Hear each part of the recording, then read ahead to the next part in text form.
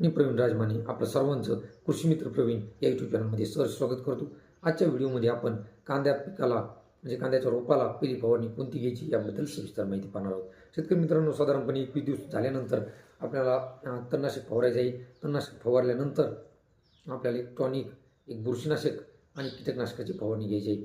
त्यामध्ये मग आपण वापरायचं तरी कोणतं, तर शेतकरी मित्रांनो, तुम्ही कीटकनाशक जर म्हटलं तर तुम्ही कराटे 15 लिटरच्या पंपाला 15 ml प्रति 15 लिटर पंप, त्याचबरोबर रेडोमिल गोल्ड किंवा साप बुरशीनाशक रेडोमिल गोल्ड जर म्हटलं, सिजंटा कंपनीचं रेडोमिल गोल्ड 40 ग्रॅम प्रति 15 लिटर पंप तुम्हाला वापरायचा आहे।